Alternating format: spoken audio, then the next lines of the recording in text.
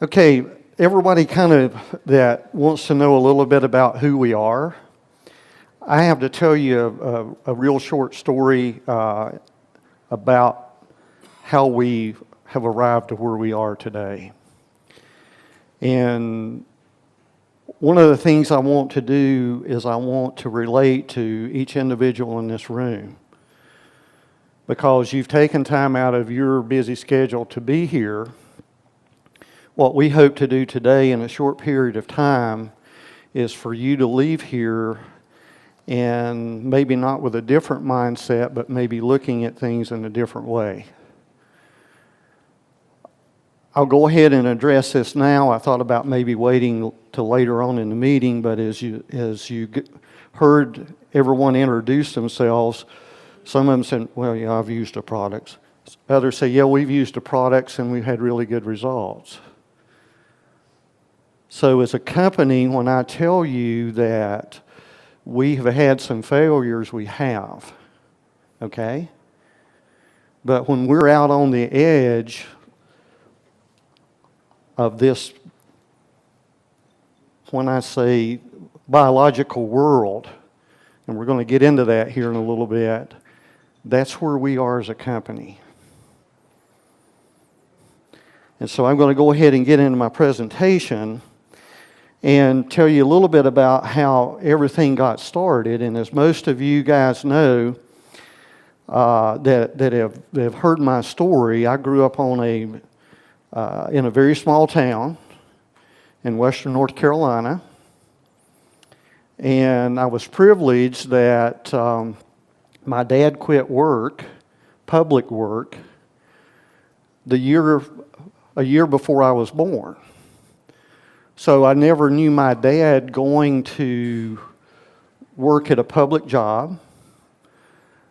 We had the blessing of every morning at breakfast, we all sat around the breakfast table together. We all sat around the lunch table together. And we all sat around the dinner table together. And in growing up in this environment, in this small farm, when I say my dad was an entrepreneur, because he had a lot of friends that was really negative when he said, well, I'm going to quit my public job and I'm going to go into business for myself. He had a lot of naysayers, even within his family, that told my dad, said, James, you'll starve. James, you've got a young family. My older sister was born at that time, and so he had a young child, and then here I came along a little bit later on. So they were somewhat negative to my dad about him accepting the challenge of being an entrepreneur. And as I was growing up, I had daily chores as a very small child. My mother required us to do certain things when we got up in the morning. After we had breakfast, we went immediately, of course, done our hygiene, brushed our teeth, all of the things that you're supposed to do. Because when we got up that morning, because when we went to bed that night, we actually had our clothes. We were responsible when we got old enough for laying out the clothes that we were going to wear the next day. So she taught me to be prepared for what was to come. And so we knew when our mom said breakfast was ready, we didn't lay in the bed for another 20 minutes. Because my family wanted everyone, my mom and dad wanted everyone to be there around the breakfast table that morning. That was the start of our day and the start of our family fellowship. So after breakfast was finished, my sisters had their responsibilities and I had my responsibilities. And one of those, and I still do that today, is when I get up, I make my bed up. And I tidy my room up. And it's just kind of the way I was brought up and the kind of the way that I was trained. And in this environment, every day, and you guys know this and you can relate to this, and you ladies can relate to this of being involved in the farming operation, you never know the challenge that's going to present itself that day. And so as these challenges presented themselves to our family each day, my mom and dad would give me different tasks to do. And they would give me different responsibilities on a daily basis. And so one thing that did for me as I was growing up is that kept me from being in a box. Because there was daily challenges. And so when I accepted those challenges that my parents gave me, really it excited me to be able to complete that task and to be a part of the family and be able to execute that, because we were a unit and we worked together as a unit. And so within these challenges, as the daily activities went on and on, my parents saw something in me. And when I was 9 years old, my dad gave me a Hampshire sow. And he said, "Son, that's your sow." He said, how you help me on the farm and how you do tasks, because he'll tell you, and Josh has heard the story, and is from the time I could walk, it probably wasn't mom and dad that I said first, but I said, "Me go." Because I would look at my dad when he was going to go do something on the farm, and I would say, "Me go," and that meant that I wanted to go with him. He tells a story about me sitting on his knee when he's plowing, and this is open tractors, of course. You know, I remember the old M Farmall, and I remember all those things. I remember sitting on my dad's knee, and that's probably why I can't hear today as well as I should, because, you know, some of those old tractors had straight pipes on them, and, you know, they weren't thinking. You know, now my parents would be locked up for child abuse, but it's just growing up. It's what we did. And so, again, at 9 years of age, he gave me this sow, and this sow ended up weaning 9 pigs. And my dad gave me an opportunity. He says, "Okay, you can sell these pigs, or we can feed them out, whatever you choose you want to do." And so I ended up selling these 9 pigs. And so, no pun intended, but I put that money in my piggy bank. And one of the first business transactions I ever made, we were down at a neighbor, and he told my dad, he said, "I've got a shotgun I want to sell." And my dad said, "Well, what is it?" And he said, "Well, it's a 410 bolt action New Haven shotgun." And the guy said, "Well, what do you want for it?" And believe it or not, it was $15. So it was the price of one of those pigs I sold that I had in the piggy bank. So that was my first business transaction, is I actually bought that shotgun at 9 years of age. Now, you can't do that today, okay? And I'm not going to get into that, why we can't do that today, but, you know, that would be virtually, someone would really, again, put my mom and dad up, and I would be in DSS, but that's what happened. But one of the unique things happened, and I heard this a minute ago, trying to make a profit. In this time period here, there were some challenges, much like you guys had weather challenges this fall. If you didn't, you were in a place that I didn't visit. Okay? But you had weather challenges, and so there was challenges on our farm of being able to make ends meet.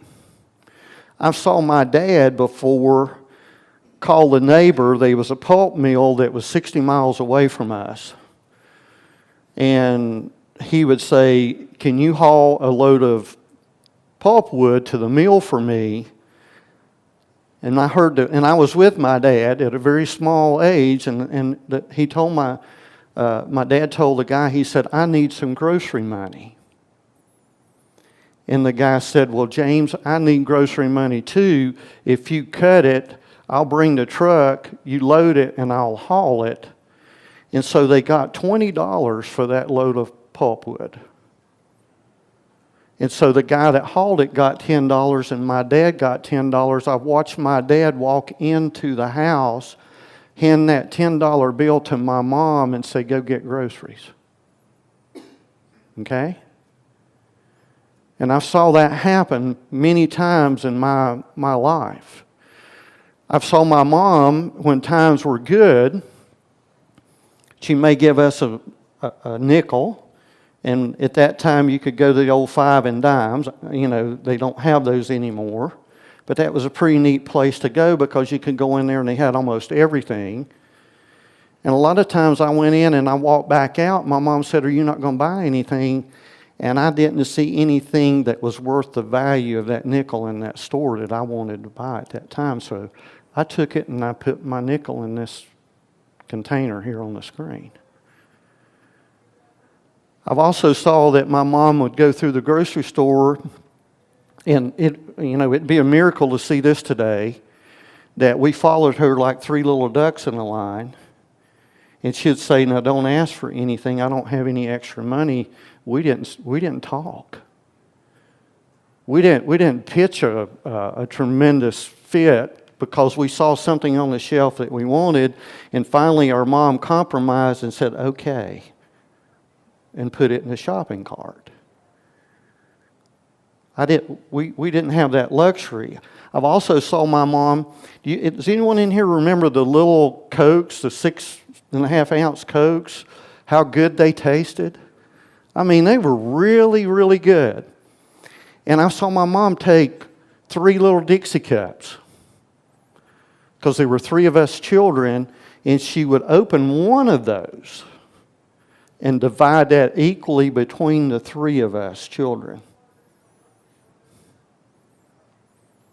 And we thought that was great, man. I mean, we would savor that. Now you see a kid get a 20 ouncer and drinks about that much out of it, still in the Florida pickup, Josh Davis.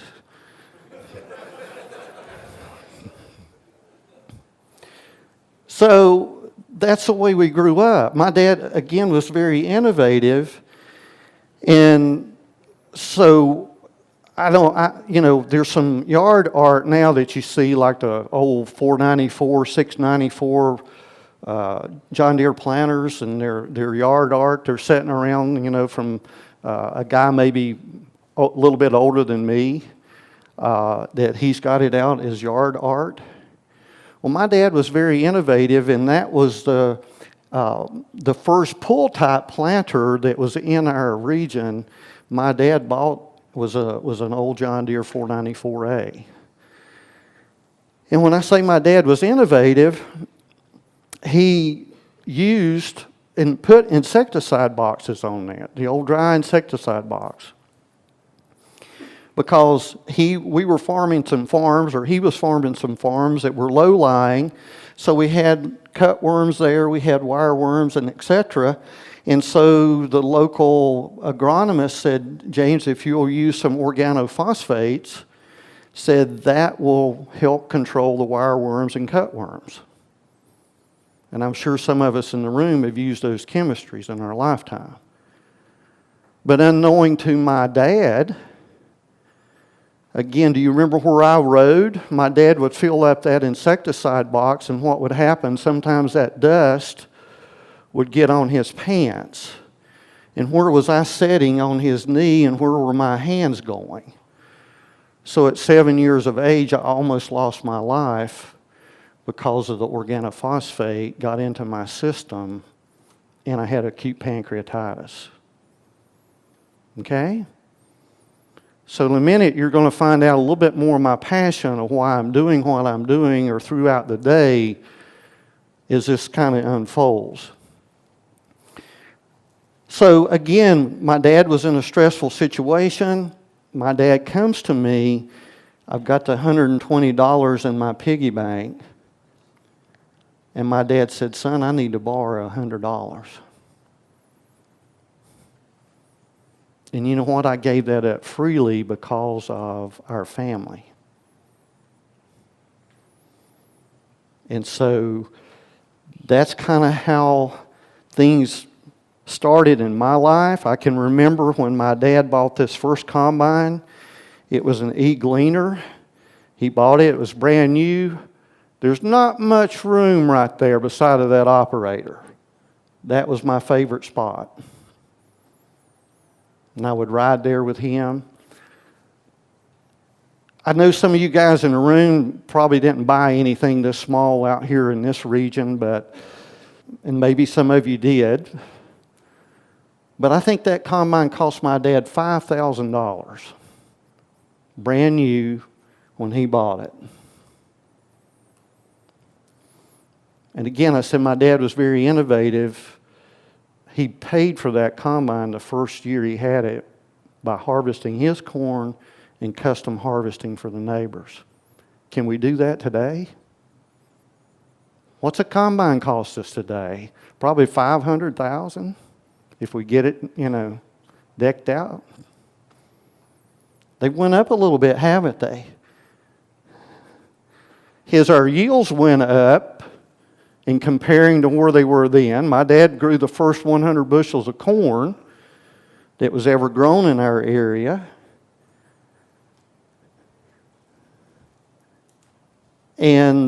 But we look at what he got for it. I can tell you a story of where we live. He bought a tract of land there. It was bottom land.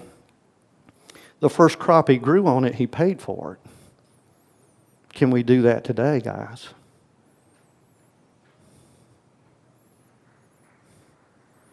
It's changed a little bit, hasn't it? All right, we're going to find out if it's changed for the better. So that's a little bit of story about that. At the age of 14, my dad gave me the responsibility of, okay, son, you're out of school. We've got 14 sows that's going to have pigs. This is not our facility, but we had something set up much like this. It was in an old barn. We had 14 farrowing stalls, as we call it. And so after I finished my chores every morning in the house, I would immediately run down and I would check on my mothers and I would check on my baby pigs. So what happened to me is I had a guy that mentored me. Now, he made money off of us, okay? I want you to listen to this. It's okay for somebody to make money off of you if they're helping you. So he made money off of us. But he said, Philip, he says, I want to tell you about some things. He had a degree in animal husbandry from the University of Georgia. Really super guy, really helped me a lot. And he says there's some things that you guys can do on your farm if you're willing to do them that will enable you to wean more pigs per litter. So man, my radar went up. I said, okay, tell me what. So he was there about once a week, and he would walk through the unit with me, and he'd say, okay, here's an area that you can probably improve. Here's some things that you can kind of do, et cetera, et cetera, et cetera, in this very crude environment. Now, it was summertime, so I didn't have to worry about chilling or anything like that when the pigs were being born. But this very crude environment, I weaned 11.2 pigs per sow. I never did that again, I'll have to tell you, because what happened to us is we started getting larger. We started getting more animals. So what happened to our focus and our concentration of where it was? It got depleted because we were trying to do more rather than focus on some really key things. But that was my greatest success, is weaning those sows, 14 or 11.2 pigs on those 14 sows. So in telling you this, is we hone our skills as producers. And that's why I think some of you are here. You're wanting to know, okay, is there anything that I can glean from this meeting? Is there anything that I can take home with me that's going to increase my profitability? Because I think I heard that this morning too about profitability. It's not about producing 500 bushels of corn. It's about being profitable on the number of acres that we're farming. So if I were to ask you a question in the NBA, probably who worked on their skills the greatest, if I was to ask you, okay, if you were going to ask one person to take the last minute shot in the history of the NBA, who has the highest field goal percentage and has hit the greatest number of game-winning shots in the history of the NBA? Now, somebody should be able to tell me that in here. He's from your state here. Okay. But you know what Larry Bird said? This is what Larry Bird said. A winner is someone who recognizes his God-given talents, works his tail off to develop them into skills, and uses these skills to accomplish his goals. How many of us in this room are really trying to hone our agronomic skills? How many of us are really trying to get figured out what's happening on our farm? Okay? What are we doing to improve ourselves? You say, well, I come to a Genesis Ag meeting. Well, hopefully we can help you today. If I were to say if you guys had beef cows, you pretty well know how to feed that cow. If you got dairy cows, man, those guys are on the money. They can almost tell in a 24-hour period if they change the ration, what happens to the production of that cow. They can do it that quick, okay? They know how to feed that cow. If we're in the poultry industry, they've got that down to an art. They've got it down to a science that every element that needs to be in that ration. Now, this is where my expertise was. Okay? I could tell you how much feed it took to... We weaned at 17 days of age on our farm. I could tell you the exact amount of nutrients that sow needed per pig that was in our operation. And I knew what needed to be in her diet to get that pig to 17 days of age. I could tell you from 17 days of age to 45 pounds the exact diet that animal needed to be on, the elements that needed to be in there as far as selenium. Selenium is very key because in animal health. Vitamin B is very key to animal health, just like us as human beings. I could tell you those numbers. I could tell you how much it took to get that animal to weighing 230 pounds because that's when they wanted us to market.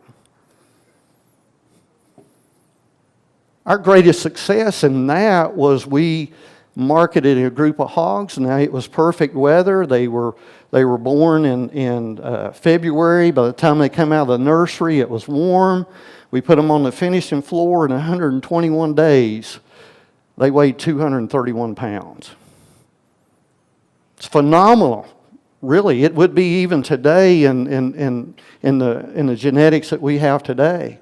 I had a 2.73 pound of feed to a pound of gain. I can tell you all of that. But when someone asks you, well, what does it take to grow a bushel of corn? And they're going to say, well, it takes so much nitrogen. You better got to put on a pound or one pound to 1.2 pounds of nitrogen per bushel of corn. You got to put on this much phosphorus because you're taking this much phosphorus away.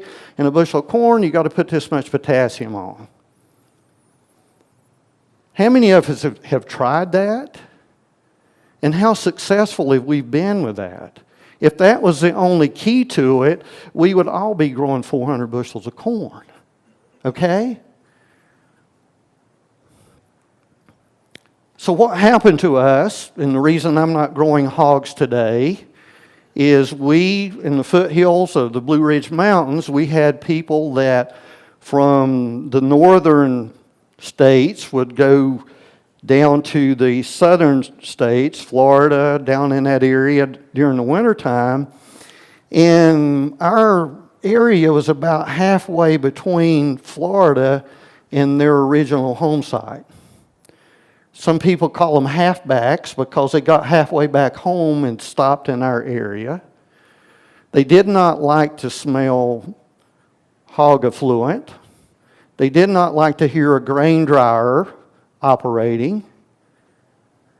So we had some challenges with urbanization of people coming into our area and building retirement homes. Now, I built a few of these because I said, okay, if they're going to challenge me, I just well to get a little bit of their money. So I did that for about 8 years in my career, and we built homes like this one. But the neighbors would be complaining to me. Now, I think nothing against this lady in this picture, but I think she's had quite a few commodities. And I'd say they were raised on our farm, okay? And that was what was happening. People who had a very wonderful breakfast that morning was complaining about the smell of the bacon, not in the pan, but on the hoof. And so when I say we sort of got urbanized out, what happened to me is where I was used to selling my grain on the hoof, because we fed everything. We even extruded our soybeans and fed them in our operation. So it was very close till we shut down our operation. And so my dad, when I told him that I felt like that's what we should do, we were still harvesting corn. It was in 1st of November. We were still harvesting corn. And we had a really good relationship, but my dad didn't speak to me that day. We harvested corn all day long. He was in the combine. I was in the truck driver. Most of you sons in the room, you know, your dad's got the really easy job.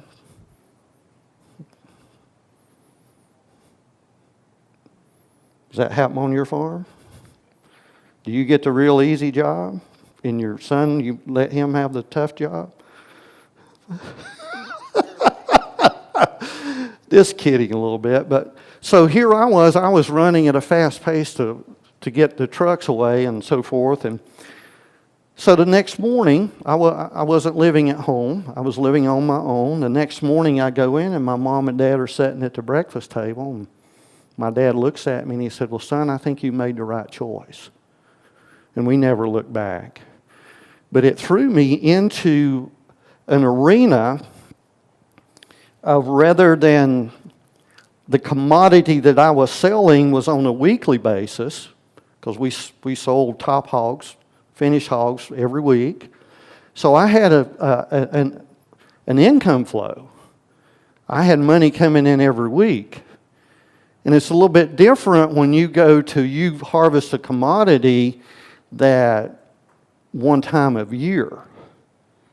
And so when I said I had a real paradigm shift, I did, from selling my commodities on live weight to commodities to bushels. As I said earlier, the local universities, land-grant institutions, people who'd been through these institutions or what have you, they really helped and assisted me in the production of the animals. So where would I go to as a young guy? Where would I go to at 28, 29 years of age? Where would I go to find out how to grow crops? Now, we had been winning the NCGA in North Carolina. I forget how many years we won it in a row. And when I say it kind of gets to where, that when I went to the university and I sat in front of the soybean specialist And I sat in front of the corn specialist. When I was in front of the corn specialist, I asked him questions. I said, when does a plant determine the number of rows of kernels on the ear? And his analogy, he said, well, Iowa State tells you that it's about 500 GDUs to 600 GDUs. I said, well, does that ear, does it not initially set a single, and those singles split into doubles? So if I've got an ear that's got 18 rows, it actually starts with 9 and that splits. I said, what determines that initiation of that plant setting the 8 initial ones for 16 or the 9 initial ones for 18? When does that occur? And why can you go out in your fields on your farms and you can find 14s, you can find 16s, you can find 18s or whatever? When does that happen in that plant? What signals that?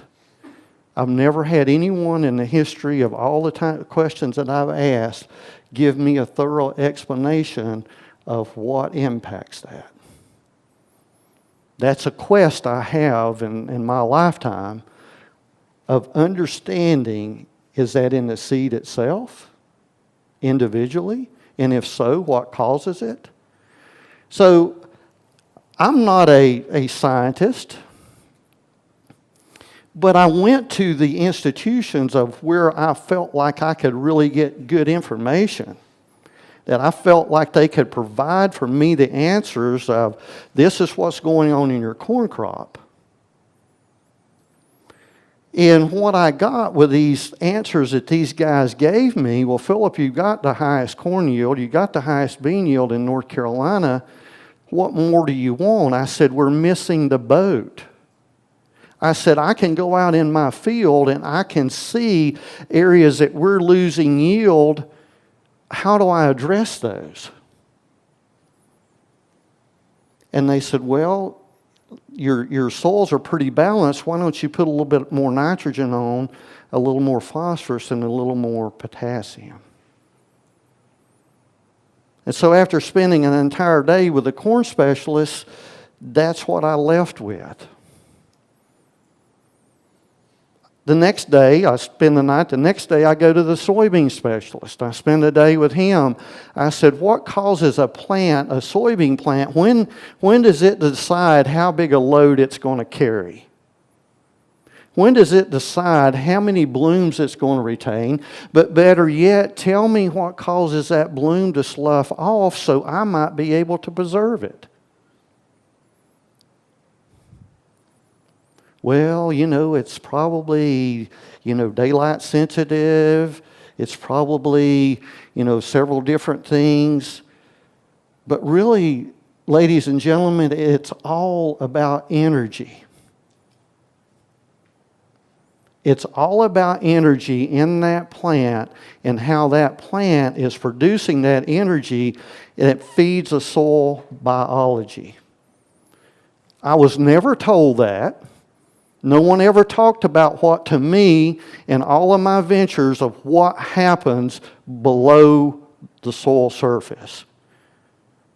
It's the largest entity on your farm. There's more happening on what you drive your tractor across and what you walk across. There's more happening there than anywhere else on your farm. And it's probably the least amount of attention paid to that of any area in our farm. We go out and we look at what's above the ground.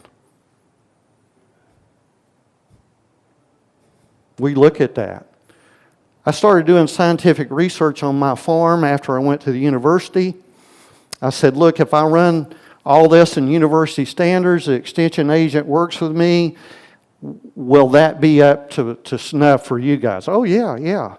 So after 3 years, because they wanted 3 years of data, I go take my data down there and I said, here's what we're finding. Well, you'll have to let us look at it here so we can prove it here at the university. So what happened? I got pretty frustrated. And so that's when I launched out on my own, and I'm just saying, okay, we're going to try to come up with some answers.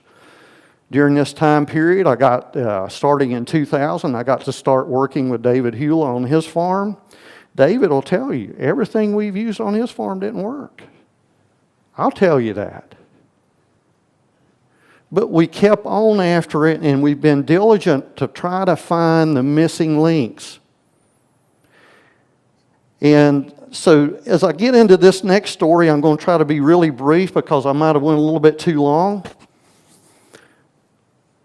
Most everybody knows who this guy is here.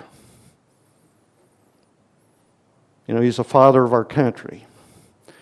But do you know that he had the hashtag of being the first scientific farmer in the U.S.? On his farm there in Mount Vernon, he had a plow that actually seeded as he plowed. Okay? He did the first crop rotation. How he did so well on his farm there in Mount Vernon is he grew tobacco, and so he generated a lot of income by growing tobacco, in which he spent a lot of that income supporting the revolutionary soldiers, even there at Valley Forge. But he was very innovative.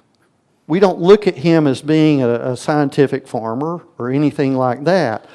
But when you look at George Washington's career and you read about it, about his military career, there was a tremendous amount of failures. There was battles that he went into that he was facing sometimes 300 or 400, and he had like 1,500, 1,600 men, and he actually had to retreat. There's several decisions that he made as a leader on the battlefield that he got really ridiculed for. And so he had a lot of naysayers. Here's a decision that he decided to make, and this is a crossing of the Delaware. Very adverse conditions. You look at what his success rate would be to launching out, and there's coffin-sized ice floating down the Delaware River. He had two counterparts that were north of him that were supposed to converge on Trenton. The conditions were so bad for them, they couldn't make it. So here he made it. He goes across the Delaware River. When he gets across there, he's 4 hours later, 4 hours behind schedule than what he should have been. So here he's thinking, okay, what do I do? Some of his colleagues were telling him, well, General Washington, it's probably not to our advantage to go on because by the time we get to Trenton, it's going to be daylight. And he says, well, if I turn back now, the morale of our men will plummet and we're going to lose our men. That's kind of where we are today in this revolution, this biological revolution of where are we? How do we keep going on? You know, and so when he got over there and his cannons and everything got across the Delaware, he was 4 hours late, but he says, we're going in there. He ends up, the Hessians are there. And look, the Hessians are guns for hire. And so I'm going to ask you, are you guys fighting the battle or do you have guns for hire? So the Hessians were there in Trenton, which they were guns for hire. The British had hired them to come and fight the war for them. So they weren't really in the trenches. There was another general that was just a short distance away from Trenton, like 8 miles, and he was held up into a bed and breakfast, if you want to call it now, a tavern. And he was there with a nice lady who had lost her husband in the effort of the Revolutionary War. And so he was pursuing her. So he was in the comfort of his nice little abode there that he chose not to go down and march down to Trenton to support the Hessians. Now, if he had, the Revolutionary War might have ended differently, but he chose to be in his comfort zone. He said, well, they're guns for hire, let's just let them do it. So how does that relate to some of the things we're doing on our farm? Okay? Some of you will get that one. So a lot of things that we've done as a company, we've been shot full of holes. Because we've went and we've took technology maybe to a harsh environment that's worked in other environments, and we put them in a harsh environment, and we may not have been successful. So I didn't skirt this issue when you guys went around the room, and some of you said, well, we've been successful. Other ones said, yeah, we've used the product. You know, it's kind of the way it was. Because we might not have been successful on your farm. But we're trying to find those answers. But you guys have to align yourself with us and be part of us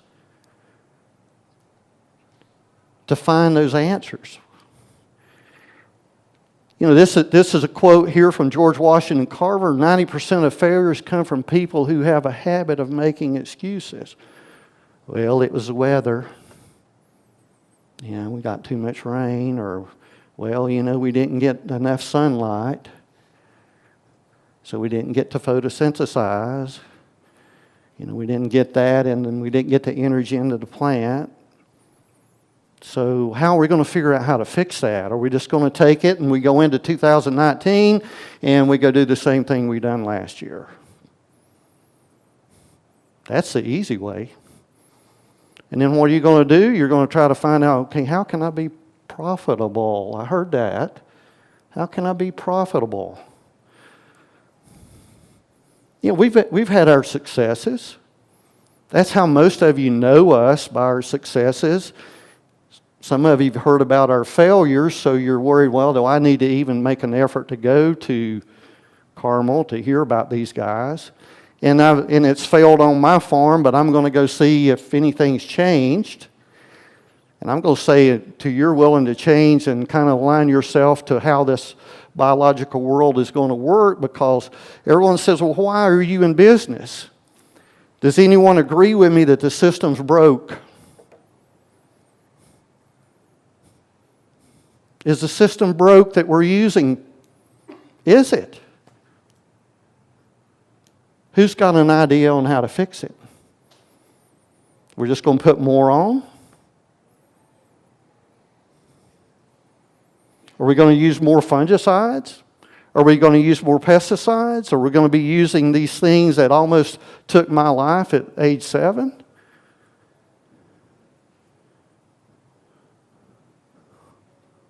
Are we going to leave this better for our sons and daughters, for our grandchildren?